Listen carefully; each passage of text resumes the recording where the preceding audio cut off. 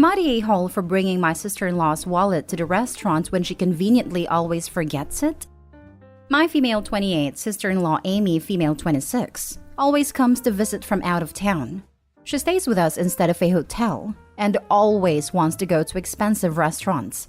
She always conveniently forgets her wallet or domes up with some excuses as to why she can't pay her share. She has implied that since I make much more money than her, I should be the one to pay. No, not my husband should pay, but me specifically. I do make a fair amount of money, but not so much that I can treat someone every time they come into town. Nonetheless, in the past, I have just paid a bill and asked her to pay me back. She never has. She had made a reservation at an extremely expensive restaurant last night, and before we left, I made it clear that I wouldn't be paying her bill. This is where I might be the a-hole, and I'll admit I got this move straight from an episode of 2.5 Men.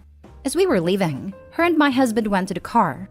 I pretended I forgot something and went back inside. I found her wallet sitting right on top of her suitcase. I put it in my purse and we went to the restaurant. When we were done eating, I asked for separate bills. She said no. We only need one bill because she forgot her wallet again. I reached in my purse and said, "This wallet?" She was extremely furious. She said that I should not have touched or grabbed her wallet. So am I the a-hole for taking her wallet and bringing it to the restaurant? Now for the top comments before reading the little update. Not the a-hole, but you totally should have flipped the script. Left your wallet at home. Only brought your license, so she had to cover the whole bill. Then never take her out to a restaurant again. Wish I thought of that. Personally, I like the way you did it better. I wish I could have seen her face when she saw the wallet. She made a reservation and invited you. Etiquette says she should be responsible for 100% of that bill, not the a-hole. It's the same principle with dates. The person who asks and chooses the restaurant, ideally with the other person in mind, then pays the bill, not the a-hole. Not the a-hole. Awesome power move. But when is your husband gonna step up and make her pay her share? They've bullied and manipulated him like this his whole life. He's gotten so used to it that he doesn't see the bigger issue. Old habits die hard. I'm trying to help him stand up for himself, but it's an uphill battle. Fish don't realize they're wet until they got onto land. You need to pluck your hubby from that toxic pond. Opie, you need to mosey over to r/justknowmother-in-law and to a therapist website. I have several cringe mother-in-law stories that I've wanted to post to that sub. I just might do it. Little update. Amy just called me. She saw this post and she yelled at me for bad-mouthing her on the internet. Honestly, I don't care. Amy, hopefully reading all these comments is a wake-up call for you. Next story. Am I the a-hole for kicking my brother out over a joke? I, 25 male, and my girlfriend Ava, 25 female, have been dating for 2 years now, and we recently moved in together. Due to the pandemic starting around the time we began dating, she'd never met my older brother Jared, 36 male, till now. For context, Ava was involved in a pretty bad car crash when she was 16. While stopped at a red light, she was rear-ended by a drunk driver. I've seen the pictures and they're pretty bad, so I'll spare the details. Ava made it out alive with a fractured hip, broken nose, concussion, and some pretty sizable scars. Because of the accident, Ava still goes to physical therapy for her hip and has a bad memory. If it's not written down, it goes in one ear and out the other. Her words, not mine. Yesterday morning, Ava left pretty early for her appointment. She has forgotten her notebook at home, which has all her important info and lists for the day. So when she got home, she was shocked to see Jared in the apartment. It took a minute or so to remind her what was going on. When she remembered, she smiled and went to introduce herself to Jared.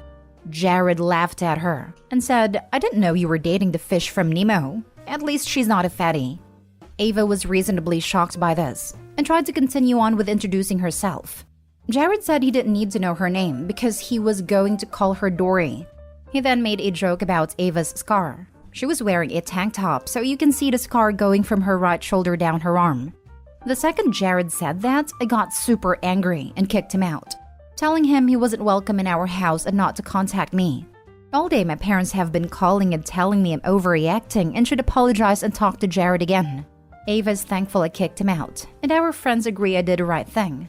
I feel bad now, like maybe my reaction was a little out of line and over the top. Am I the a-hole? Not the a-hole. I'm not sure why this needs to be said, but defending your girlfriend from ableism is always the right play. Until or unless Jared apologizes genuinely, as in actually understands he was wrong and why. I'd go further and just stop associating with him altogether. Honestly, you would be the a-hole if you just let this slide and acted like nothing happened. Also, who starts saying all this bullying stuff to someone they just met? Oh right, jackasses. Not a-hole. Your brother is a huge a-hole. And some other really choice words that would get me in trouble here. I'd go no contact with him over this. There is absolutely no excuse for his bad behavior. And tell your parents that they raised a bad seed. And if they keep defending him, go no contact with them as well. What kind of people enable such atrocious behavior? Defend a horrible behavior and a person perpetuating said bad behavior. Do apples not fall far from the tree? Or is he the golden child? He's the God-given golden child who can do no wrong. That explains a lot. Hope his child doesn't take after him. By the way, OP, you should have named him Richard in the post. You know, because he acts like one. Next story. Am I the a-hole for telling my in-laws they have to call before visiting? Recently, my wife 29 female and I 32 male bought a house. I told her family that they are welcome if they want to visit. They just have to ask first. And because we have a newborn baby, I also told them that for now we will be hosting only short visits from the baby's grandparents, with no more than 3 people at the same time. I've never been a social person. I've never visited anyone before asking or being invited, and nobody has ever visited me without asking first. Not even my parents. I thought that was a common rule of basic education, but who knows? That's why I'm asking if I'm the a-hole. As soon as the baby was born, they started coming without asking, staying from morning till evening and regularly making a mess in our kitchen. I told them that we don't need help. I work from home and my wife is on maternity leave, but they are welcome to visit. On Sunday, my wife's parents, siblings, and nieces showed up. We were asleep, and they called like 20 times. After that, they started sending pictures of our entrance saying they're outside. Finally, they woke me up. I went out and told them we were asleep. They wanted to go in, but I assumed they saw my face at a time and just left. Yesterday, my wife was not at home. I was changing the baby's diaper and suddenly my father-in-law starts to video call me like crazy. I finished baby duties and called him back, and he was angry AF and yelled at me why wouldn't I open the freaking door. That was it. I waited until my wife came back and talked to her father and mother. I told them that they have to ask/call before coming. My wife's mom freaked out and told me that if she has to call, she'll never come back. My wife's dad was like, "Dude, I called you like 5 times." So I told him what's the freaking purpose of calling if he does it when he's already outside. It's our home, our rules, our privacy. So they got pretty mad, and that made my wife upset. She agrees with me. Everyone has to call before visiting. We could be busy, or not at home, or not wanting to see anyone at a time. But her parents and siblings seemed so casual about it that I'm starting to doubt if I'm the a-hole. And everyone can show up to everyone's place anytime. Not the a-hole. It's our home, our rules, our privacy. Nail hit squarely on the head. Who has ever told them this is okay? You never show up to someone's house uninvited expecting to go inside, unless you've been explicitly been told that it's okay. And when they have a newborn, is the exact wrong time to do this. Not the a-hole. I think it's basic manners to call before you come. It's your house. They either respect your rules or don't come. That's what I said.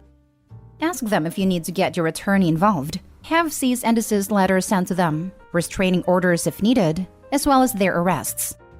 I totally get you. What's stopping me is that this will hurt my wife and my relationship. Maybe that's what they're looking for. Not the a-hole. Since they are so disrespectful and can't figure out how to call first, I would make a new rule. Her parents are not allowed to visit unless personally invited by you or your wife. They're not welcome. No more self-invites regardless of calls. They can come when they're invited. That's what I said first, but my wife didn't agree. Since this is a marriage, I told her, okay, I'm gonna do my part. They don't have to be invited. They just have to call/ask first, but they still won't. Next story. Am I the a-hole for saying no to helping my sister-in-law's foster kid? I'm 26 male and married to my amazing wife Leah, 25 female, and we are expecting our first baby in November. I'm a foster kid. I aged out of the system after a pretty awful experience with the system. I have trauma. Lots of trauma. It's not something I can talk about easily, and Leah and my therapist are the only people I have opened up to, and I try not to burden my wife with this. She understands and never pushes, but she has told me that I can tell her anything when I need to. Her sister Janet, 33, female, and brother-in-law Michael, 37, male, are foster parents and biological parents. Their first foster kid has been with them for about 4 months now, and the kid is struggling. The kid hasn't told them much about their experience, but they assume, probably correct, that their time in foster care has not been very positive. Janet wanted me to take her foster kid under my wing and speak to them about being a foster kid and basically act like a therapist. She said based on my own history in the system, I would be the best person to help. But I don't feel up for that. I don't think I can deal with someone else's trauma related to foster care on top of my own. And I don't feel like I could talk about my experiences either or bring up my trauma to the child. Janet and Michael did not like my response. Leah and Janet fought. Then Janet and I disagreed very strongly on it. She told me I was an a-hole, and as a grown man and soon-to-be father, I should be willing to help a child. And how can I expect to be a good father when I have so much trauma that I cannot put aside for a child in need? I feel bad about a kid, and I feel some guilt. But am I the a-hole? Not the a-hole. This child needs professional therapy, and they have no right to capitalize on your pain for the sake of avoiding that expense. They chose to foster, so this is their responsibility. Put that guilt aside. It's crazy to me because at least in my experiences with the system, the state usually had the kids in therapy anyway, or maybe that was just our situation with my niece. But the kids usually had medical expenses covered, and I thought therapy fell in with that. They need to get this kid professional help for sure. Not the a-hole. They don't understand trauma or the risks that you've been taking with your own mental health. They don't understand that far from finding it helpful, their foster child might be upset by it. If you don't feel able to do it, then setting that boundary is important. I actually think your response shows a lot of self-awareness and was the healthiest one you could make, talking as a former kid of the system. Not the a-hole. You are neither obligated nor frankly qualified to be this kid's therapist or mentor. You would be harming yourself and potentially doing more damage to him than the system already has. This young person needs a proper therapist and or a willing, trained mentor, not a reluctant layman who just happens to be handy and to have suffered some similar trauma. I have never been in the foster system, so this is partly guesswork and partly observation of peers who were in the system. One of the things the system seems to strip away and discard is the ward's sense of privacy. Strangers often know your story, sometimes pieces of it that you don't, and you don't get a choice. Your sister-in-law's request is another example of that disregard, however well intended, for the concept of confidentiality. Now, for the last story, am I the a-hole for not helping my sister with her IVF solely because of her husband? My 34 female sister Meg, 31 female, cheated on my ex-brother-in-law, Josh, with his best friend Liam. They did it for over 4 years until Josh found out and broke up. Liam and Meg have been officially together for 5 years now. My ex-brother-in-law has been my best friend since elementary school, and my sister knew him through me. And despite me saying it would make things uncomfortable, she insisted on hitting on him until he noticed and they started dating. My relationship with Meg took a toll on me because I was annoyed with her for doing this to my best friend. But we never cut contact because of my nephew, her son with Josh and my godson. 1 year ago, I received a large amount of money from inheritance. And because I have a good financial condition, I decided that half would go to help my parents and siblings. My parents received 50% and my 4 siblings, 12.5% each. My parents decided to renovate the house. 2 of my brothers paid off their house debts. Meanwhile, my other sister asked if she could pay for IVF treatment with her girlfriend with that money, and I said yes. At no instance did I control how they wanted to spend their money. Well, Meg was super happy with my help and talked about paying for IVF with Liam because of his infertility, and I hesitated. I'm still best friends with Josh, and I can tell you what they did with him cost years of therapy to get him to start thinking about dating someone. I don't talk to Liam 99% of the time, and I only helped my sister, because after all, she had my nephew. I didn't go to the wedding, and I always made it very clear that it wasn't a relationship I would support, but they are free. So I told her that I didn't feel comfortable giving her the money for this, as it involves Liam, her and their relationship specifically, so I'd rather help in some other way. Renovate house, pay off debts, or refurbish the house, and that I would take double care that the money didn't go to that. She started screaming, telling me to get over something that had nothing to do with me, and that was years ago. And that I was treating her and my other sister differently because of the past. We argued a lot and I decided to create a fund for my godson that only he could handle at age 18 instead of helping her. Well, this created even more mess because she claims that I helped everyone but her and that I was cruel in denying helping her to have another child when they can't naturally. I really don't feel comfortable doing this. Am I the a-hole? By the way, they didn't receive this inheritance. She never received the money because it went to my nephew's fund before she ever received. Well, I'll put it here. They told me about the plans. I didn't ask, just because they were excited. After I told them at a family dinner about the money, I said, you can renovate your house, pay your debts, and my other sister asked if she could use it for something else, IVF, on another day. So Meg found out, then talked to me before I gave any money.